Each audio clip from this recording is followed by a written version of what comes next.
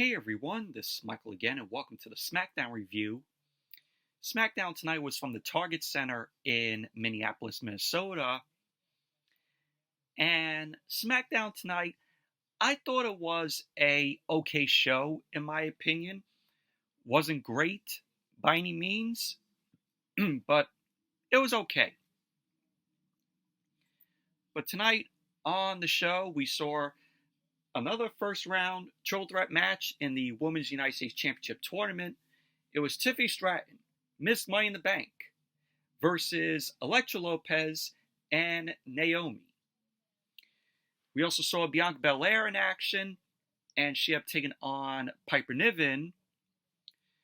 We had the Tag Team Championship on the line, where the Motor City Machine Guns, Chris Sabin and Alex Shelley, they defended the titles against DIY, Johnny Gargano and Tommaso Ciampa, which originally was supposed to be the Motor City Machine Guns versus the Street Profits for the titles, but what happened with the Street Profits, I'll get to explaining. And the main event, we had Cody Rhodes versus Chad Gable. Now, I know a lot of you are saying, Chad Gable, but isn't he on Raw? Isn't he a Raw superstar? Well, apparently, WWE is doing a trade deadline, to which they're going to shake up the rosters because the GMs from the three shows, Adam Pearce from Monday Night Raw, Nick Aldis from SmackDown, and Ava from NXT, they're, working together to, get some of the superstars, to come up to Monday Night Raw or SmackDown, or have, some of the superstars from either Raw or SmackDown go to NXT. So there's going to be some, shake-ups, some trades, here and there as we get into, Monday Night Raw going to Netflix in January. So, but expect that. But overall, SmackDown was an okay show tonight. But anyway, let's jump right into the review. Monday Night Raw opened up tonight, and we saw Solo Sikoa and Jacob Fatu, and we saw Apollo Crews coming into the arena. He got shoved by Solo Sikoa. So Apollo Crews got in Solo Sikoa's face, but Jacob Fatu ended up delivering a super kick to Apollo Crews, and security ended up coming in. Jacob Fatu ended up taking out all of the security there, and pretty much that was basically that. So there's Jacob Fatu laying out the security and super kicking Apollo Crews. Are we going to get an Apollo Crews match next week with Jacob Fatu? Probably. Who knows? And then we saw Cody Rhodes. Cody Rhodes ended up coming out. Big pop from the crowd there in Minneapolis for Cody. So he got into the ring. He got on the mic and he kept asking the crowd, "Oh, Minneapolis, what do you want to talk about?" So Cody ended up talking about Saturday night's main event, which is next Saturday from Nassau Coliseum in Long Island. It's going to be on NBC. And Jesse Ventura is going to be doing commentary for the show because WWE ended up announcing it this morning. So we're going to hear Jesse Ventura back on commentary for one night for Saturday night's main event next Saturday. So we had Cody just talking about Saturday night's main event and his match against Kevin Owens. So Cody Rhodes got interrupted by American Made. So you saw Chad Gable, the Creed brothers, and Ivy Nile end up coming out. Chad Gable got on the mic. He ended up saying that the transfer window is about to open and how he might be joining Smackdown. So, this transfer window, like I said, it's WWE doing their trade deadline in, shuffling some superstars around on the three brands. So Chad Gable ended up saying that he is in his hometown and he knows the people. He ended up saying the people in Minnesota are a little bit simple-minded. He ended up saying that he will speak some truth to everyone. So Chad Gable got into the ring, and you just had the Creed brothers and Ivy Nile just stand on the outside. So Chad Gable ended up telling Cody that when he first came back to the company, he was the beacon of inspiration to him. He ended up saying that he wanted to be a workhorse and a champion. He ended up saying dressing the part is easy. He can do that. But what is not easy is being a good friend, a loyal friend, like Kevin Owens. So Chad Gable ended up telling Cody that he knows about bad friends, to which he ended up mentioning Otis.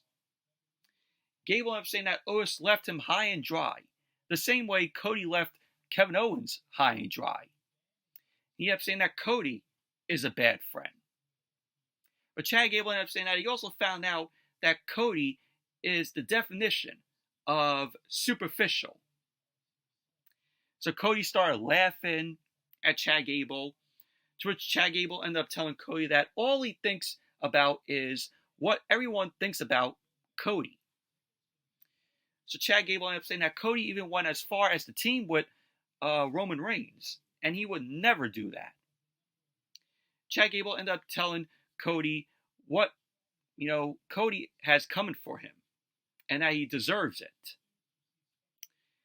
So Cody ended up asking the crowd, "Oh, will you guys be my friend?" And the fans end up cheering for Cody.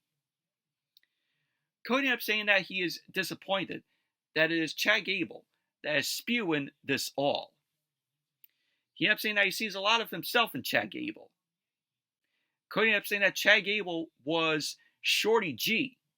Yeah, you remember when Chad Gable was called Shorty G? What a stupid name that was. Absolutely awful. The only reason why Chad Gable was named Shorty G because Vince McMahon saw Chad Gable as a short guy.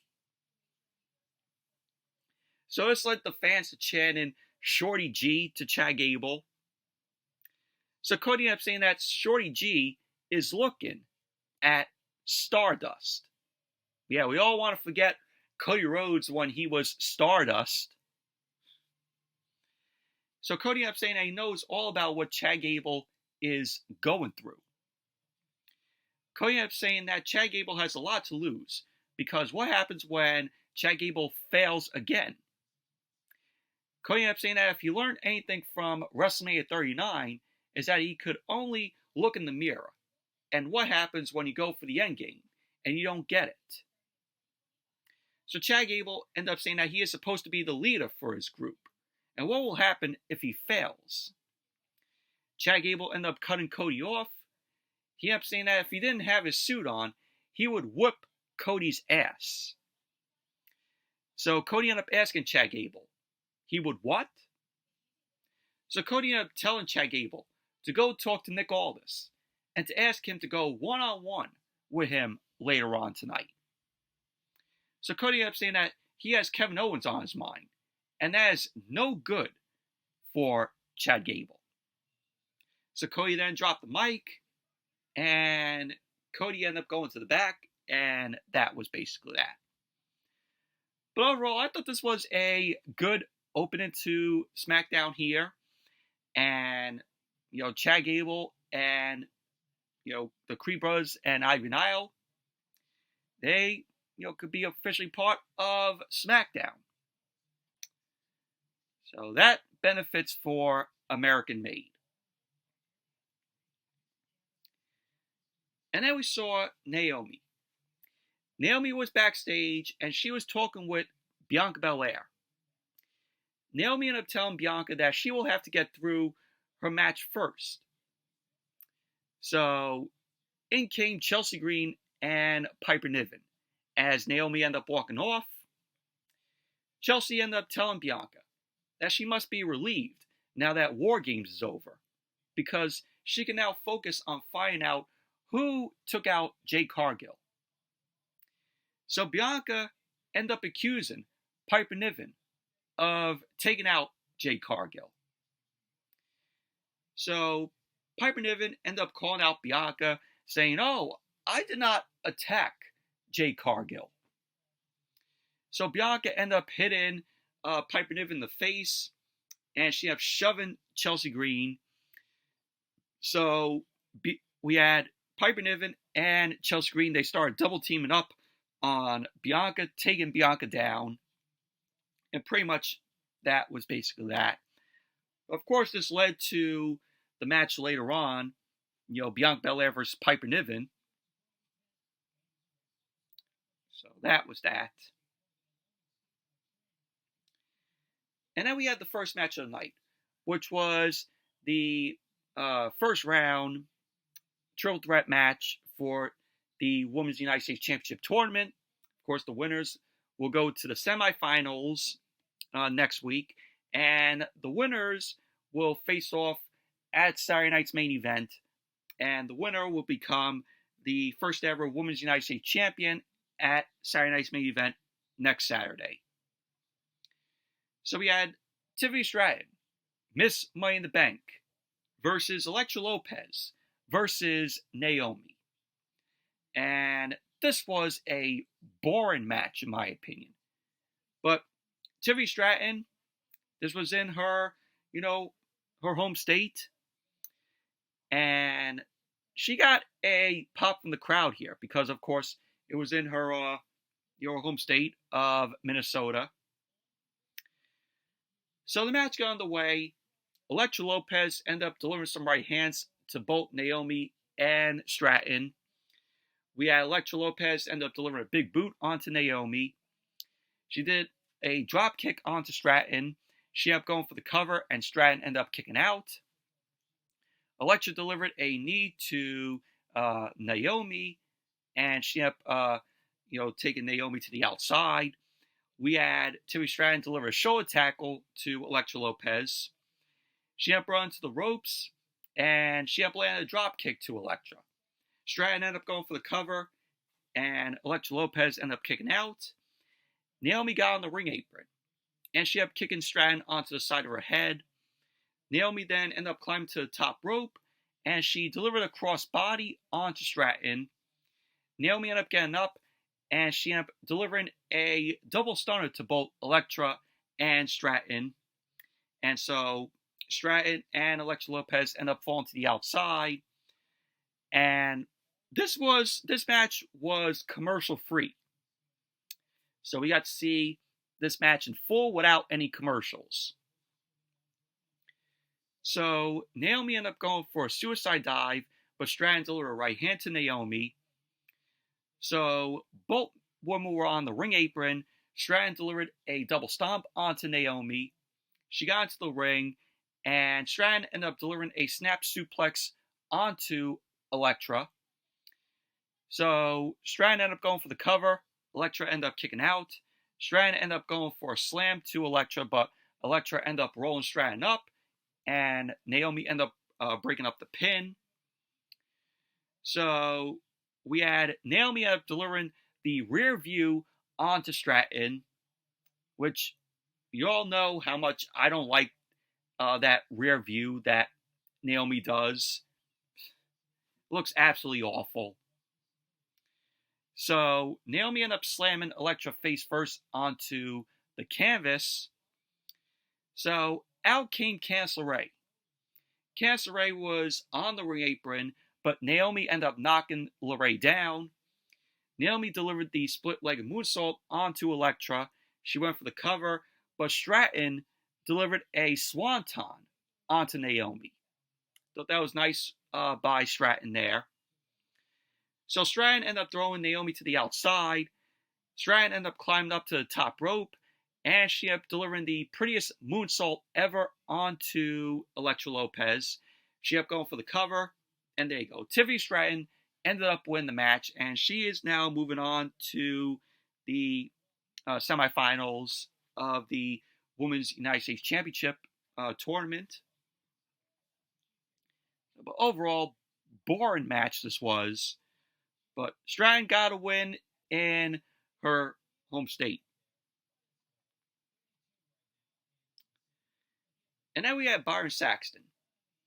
Byron Saxton was backstage, and we saw Nick Aldis was with the Street Profits. The Street Profits got taken down. So Nick Aldis ended up saying, we need medical attention for the Street Profits. So Nick Aldis ended up running into the Motor City Machine Guns, Alex Shelley and Chris Sabin. Nick Aldis ended up telling the Motor City Machine Guns that the Street Profits are hurt and they cannot compete tonight for the Tag Team Championship. So in came Johnny Gargano. He ended up saying that DIY can step in for the match. So the Motor City Machine Guns end up agreeing to have the match with DIY. With DIY replacing the Street Profits. So, there you go. And then we have Bianca Belair versus Piper Niven. And this was a solid match here. Piper Niven, she did, pretty good in this match with Bianca Belair here. So, of course, Piper Niven was accompanied by Chelsea Green. So the match got on the way. Bianca ended up delivering a spear into the corner, but she was shown holding her ribs because, of course, Bianca ended up getting hurt at War Games. So Bianca ended up going for a slam, but Piper Niven just, held her ground against Bianca. Piper ended up grabbing Bianca by her hair, and Bianca ended up going to the ropes. Piper Niven ended up delivering a crossbody onto Bianca. She went for the cover, and Bianca ended up kicking out. So Piper Niven delivered some right hands. Bianca delivered a kick to Piper Niven's face. Piper Niven went and distracted the ref, and it led to Chelsea Green getting involved, and she ended up grabbing Bianca by the leg. So with that distraction, Piper Niven delivered a sidewall slam to Bianca, and she ended up going for the cover, to which Bianca kicked out. So then SmackDown went to commercial. Then when SmackDown came back from the commercial, Piper Niven was in control of the match. She delivered a bear hug to Bianca in the middle of the ring. Bianca ended up getting out of that, and she ended up hitting her braid to Piper Niven to get out of the bear hug. So Bianca was on the ring apron. She ended up slamming Piper's head face first into the turnbuckle. Bianca then ended up climbing the top rope, and she landed a crossbody onto Piper. She ended up going for the cover, and Piper Niven ended up kicking out. So Bianca ended up getting Piper Niven in the corner. She started hitting Piper with some right hands, but Piper ended up lifting Bianca up for a powerbomb. Bianca landed on her feet, and she ended up delivering a spear to Piper Niven. She ended up going for the cover, and Piper Niven kicked out. Bianca then tried to lift Piper Niven up, but Piper Niven landed on her feet, and she ended up hitting Bianca with a back suplex. Piper then ran towards Bianca, but Bianca ended up hitting Piper with a spine buster. Bianca then ran to the ropes, and she ended up picking Piper Niven up, and she ended up hitting a powerbomb. So Bianca ended up going for the cover, and Piper Niven ended up kicking out. So Piper Niven climbed up to the second rope. Bianca ended up hitting Piper Niven with a right hand. This led to Chelsea Green getting on the ring apron.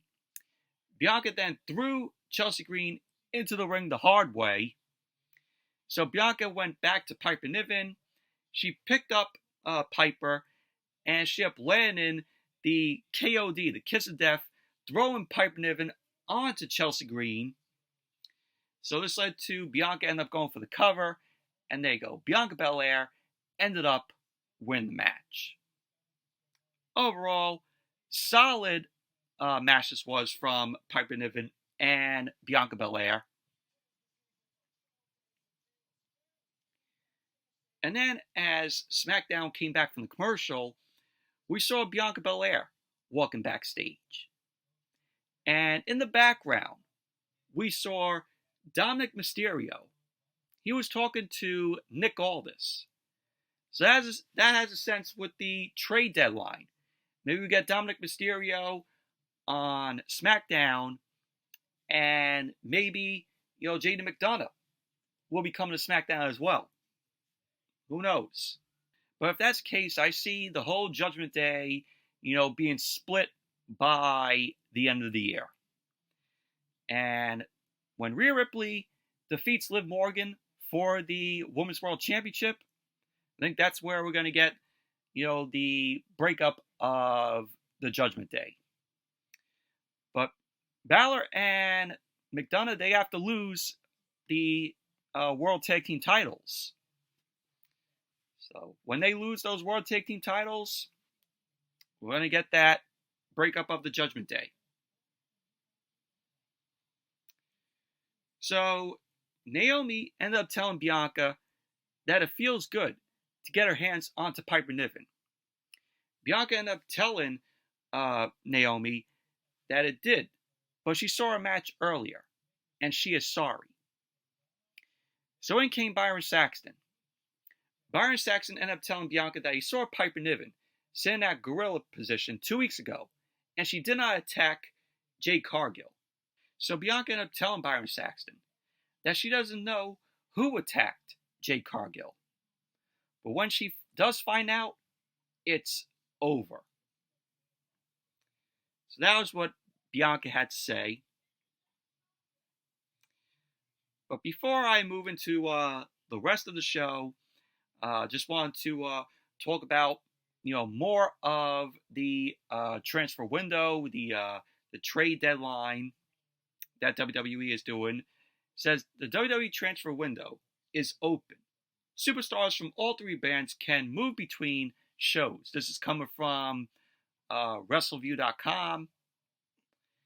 And it said during Friday Night SmackDown, Chad Gable showed up, confronting Cody Rhodes. Gable told Cody that the transfer window was open and that he might join SmackDown. And Michael Cole made a note of this on commentary tonight. And Michael Cole added that Adam Pearce, Nick Aldis, Adam Pearce from Monday Night Raw, GM, Nick Aldis, SmackDown GM, and Ava, NXT GM, are collaborating to shift superstars around ahead of Raw's debut on Netflix in January next month.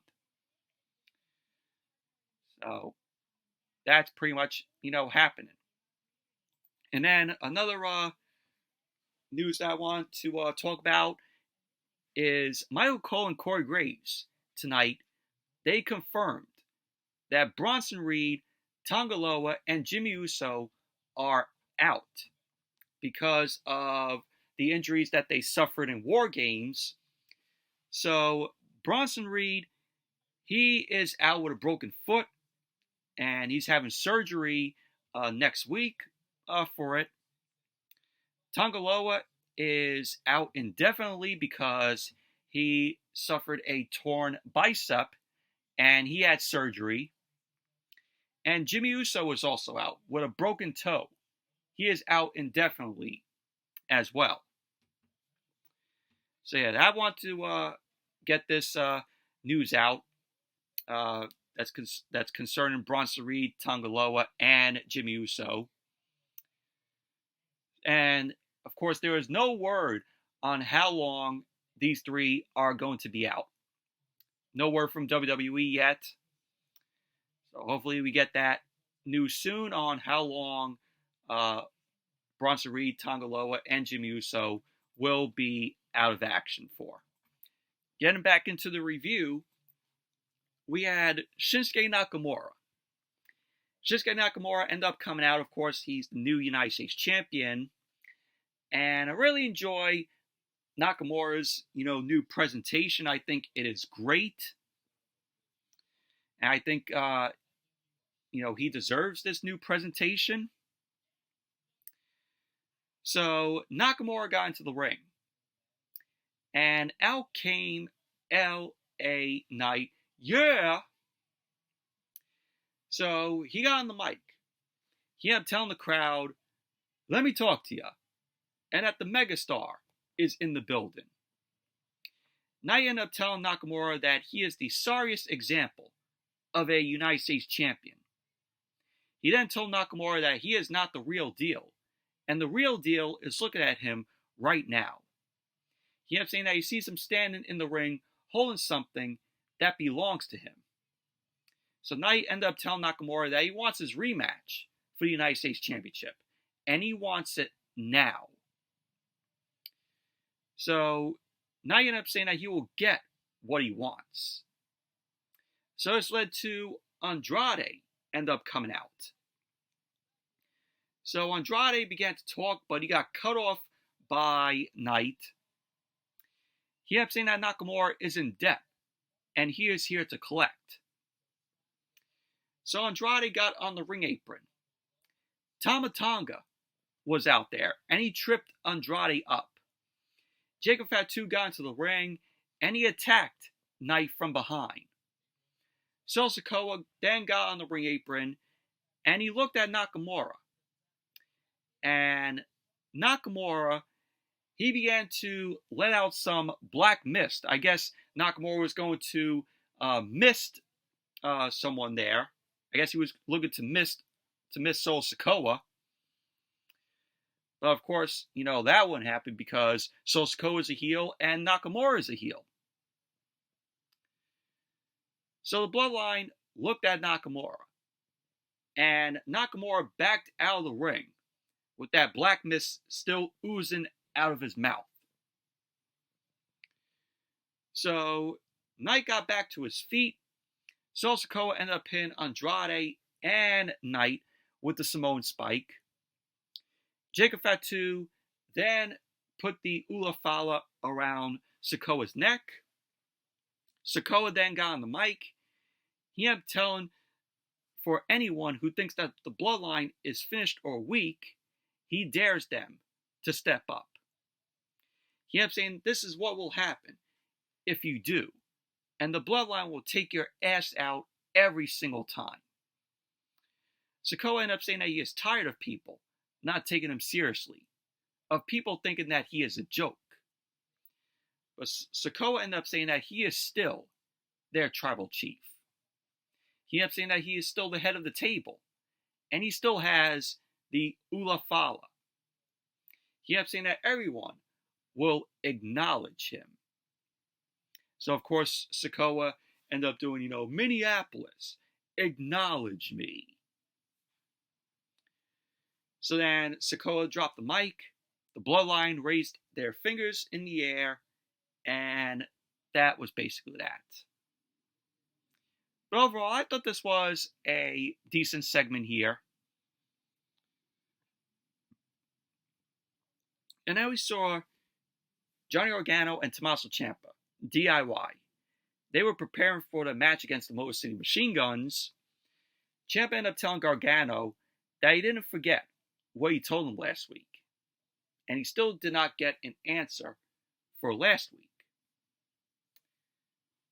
So, pretty much that was, basically that. And then as SmackDown came back from the commercial, we had Kevin Owens. We had a pre-aired video of Kevin Owens. This was on Kevin Owens' Twitter that he posted. So Kevin Owens ended up saying that it sucks when Michael Cole has to interview. He ended up saying that if Michael Cole wants to interview him, that's fine. But he won't show up. He ended up saying if Michael Cole wants to interview him, Michael Cole has to come to the outside of the arena. And he will be in his car. So pretty much, Kevin Owens ended up wanting Michael Cole to interview him in his rental car. But I'll get into that very soon. And then we had the Motor City Machine Guns, Alex Shelley and Chris Sabin. They ended up taking on DIY, Johnny Gargano, and Tommaso Ciampa for the Tag Team Championship. Of course, originally it was supposed to be Motor City Machine Guns versus Street Profits, but, like I said earlier, the Street Profits got injured. Somebody attacked them. And this was a good match here between these teams. So the match got underway. Ciampa ended up attacking Chris Sabin from behind. He started stomping on Sabin in the corner. Sabin delivered some right hands to Ciampa, and he delivered arm drag, which took Ciampa down. So Chris Sabin ended up tagging in Alex Shelley. The Motor City Machine Guns then double teamed up on Ciampa. Alex Shelley ended up going for the cover, but Ciampa ended up kicking out.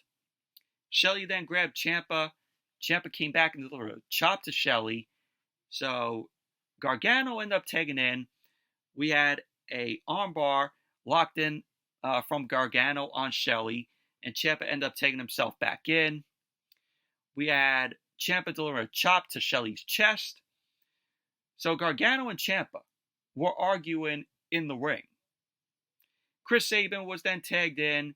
Shelley ended up throwing Ciampa to the outside, and the Motor City Machine Guns ended up delivering some double super kicks onto Ciampa. So then SmackDown went to commercial.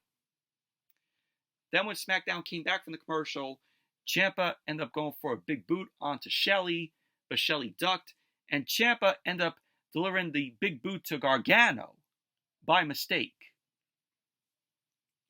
So Ciampa ended up going for the fairy tale ending, but Alex Shelley delivered a backdrop, and both Ciampa and Shelley were down. Chris Sabin then tagged in. He had pinned Ciampa with some clotheslines, and he followed up with an atomic drop on Ciampa. Chris Sabin ended up getting on the ring apron, and he kicked Gargano in the face. Sabin then delivered a crossbody off the top rope onto Ciampa, and he went for the cover, and Ciampa ended up kicking out.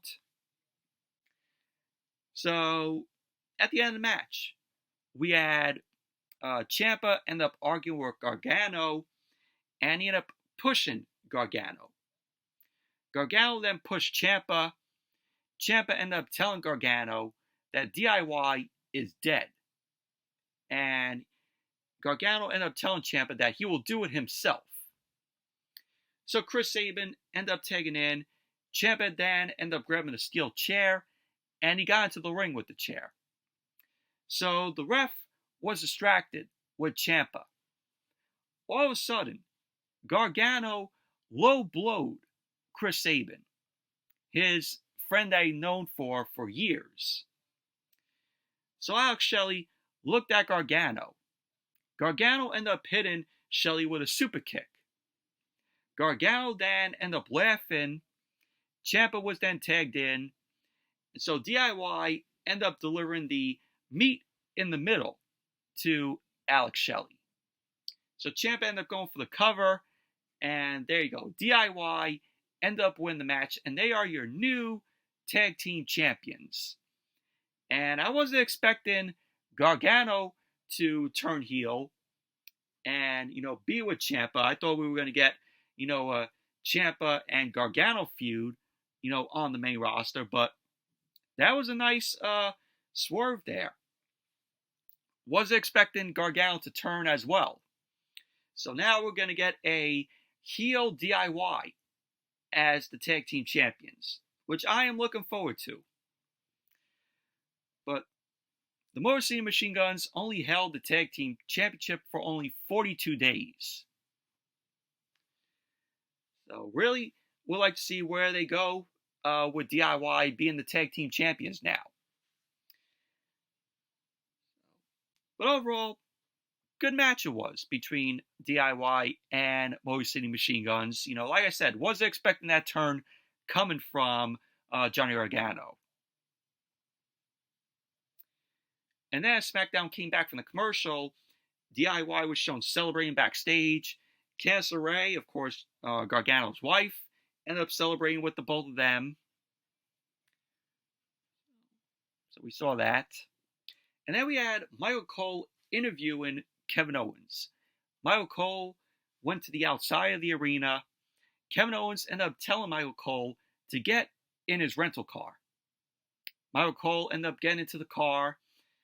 Kevin Owens ended up telling Michael Cole that he cannot do an unbiased interview with him being Cody's #1 fanboy. Kevin Owens ended up saying to Michael Cole that Cody left in 2016, but he didn't, and he stayed. Michael Cole ended up saying that it's not just about Cody to Kevin Owens. Michael Cole ended up telling Kevin Owens that the Usos, and even Sami Zayn, thought it was a good idea to help Cody with Roman Reigns. So, everything that Kevin Owens was saying to Michael Cole, he was making facts. So, Michael Cole ended up telling Kevin Owens that he is the problem. And Kevin Owens got angry at Michael Cole, and he told Michael Cole to get out of his rental car. So Michael Cole got out of the car, Kevin Owens ended up driving off, and that was basically that. But I thought this was very different, just the typical sit-down interview backstage or in the ring. Thought it was very different, Michael Cole going out there and conducting this interview with Kevin Owens in his rental car. But I liked it. And I thought, Kevin Owens saying everything to Michael Cole and how Michael Cole is, Cody's #1 fanboy, Owens was making sense. He was spinning facts to Michael Cole. And then we saw Nick Aldis backstage. And Gunther was present. Nick Aldis was shaking Gunther's hand. Maybe he could be the one to come to SmackDown. So Carmelo Hayes ended up coming up to Nick Aldis. And Nick Aldis ended up asking Carmelo Hayes, what is up? Carmelo Hayes ended up telling Nick Aldis that he needs to figure out where he fits in. Because if he can't, he will go to Monday Night Raw on Netflix. So Nick Aldis ended up telling Carmelo Hayes that him going to Raw and becoming Adam Pearce's headache is a thing to celebrate. So then Carmelo Hayes ended up walking away, and that was basically that. So Carmelo Hayes, wants Nick Aldis to, give him more shots on SmackDown, or else he's going to Monday Night Raw. And then we had the main event. Cody Rhodes versus Chad Gable. Very good match this was. Of course, he had the Creed brothers and Ivy Nile at ringside. So the match got underway. Both Cody and Chad Gable did some reversals. Chad Gable ended up going for a leg lock on Cody Rhodes, but Cody ended up kicking Chad Gable away. Cody delivered some right hands to Gable, and he ended up landing a vertical suplex to Gable. Ivy Nile got on the ring apron, which distracted Cody, which led to Chad Gable delivering a dragon screw to Cody. He ended up slamming Cody's ankle into the ring post. So then as SmackDown came back from the commercial, Chad Gable was in control of the match. He locked in the ankle lock on Cody in the middle of the ring, but Cody ended up throwing Gable away. Cody went to the ropes, but Gable delivered a drop kick onto Cody's leg. He went for the cover, and Cody kicked out. Chad Gable delivered some chops to Cody. Gable ended up climbing to the top rope, and he landed a headbutt onto Cody. He went for the cover, and Cody kicked out. Gable then, once again, climbed to the top rope, but Cody ended up tripping Gable off. Cody ended up climbing to the second rope, and he landed a inverted superplex to Gable. Cody then delivered a snap power slam to Gable. He then landed a disaster kick, and he lifted Chad Gable up. But Chad Gable ended up landing on his feet. Cody then kicked Gable, and he ended up laying out Gable with the Cody cutter, but Julius ended up dragging Gable to the outside. The ref ended up, ejecting them from ringside. So Cody ended up going for a clothesline onto Chad Gable, but Gable ended up ducking and he ended up chopping Cody's leg.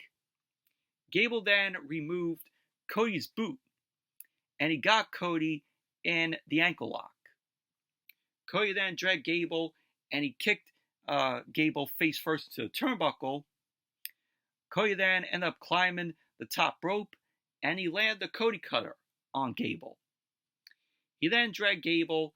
He ended up going for the crossroads, but Gable reversed the crossroads, and he ended up shimmying Cody into the ankle lock. But Cody made it to the ropes to break up the ankle lock.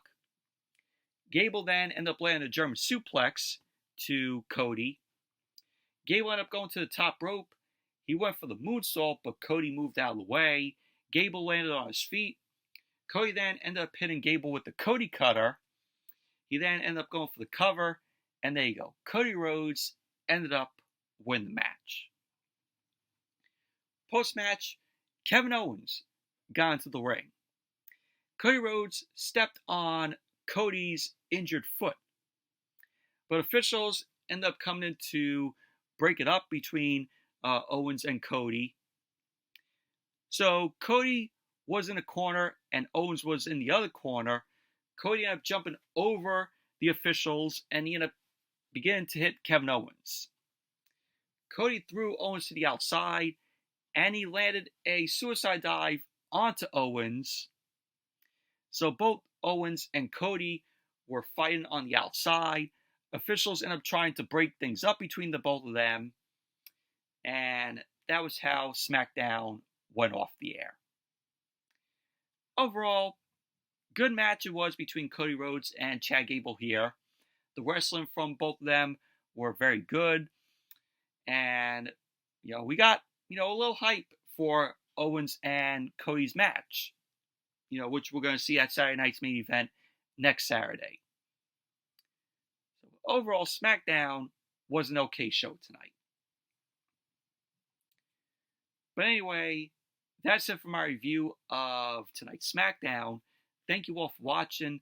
Hope you all enjoyed this review. Definitely give the video a thumbs up, comment, subscribe. Be sure to check out me on my buddy the Tiller's channel tomorrow night. Her channel, of course, is Rangers of Wrestling, where I'm going to be reviewing NXT Deadline with her, because NXT Deadline is tomorrow night. Shaping up to be a decent show. So, me and Datilla are going to review NXT Deadline. It's going to be on her channel, so check out her channel, Rangers of Wrestling, subscribe to her. And next time, you'll see me here on my channel, I'm going to be doing a watch-along this Sunday of How the Grinch Stole Christmas, Jim Carrey's How the Grinch Stole Christmas. So check that out this Sunday, 8 o'clock. So join me for that. So until then, I'll see you all later.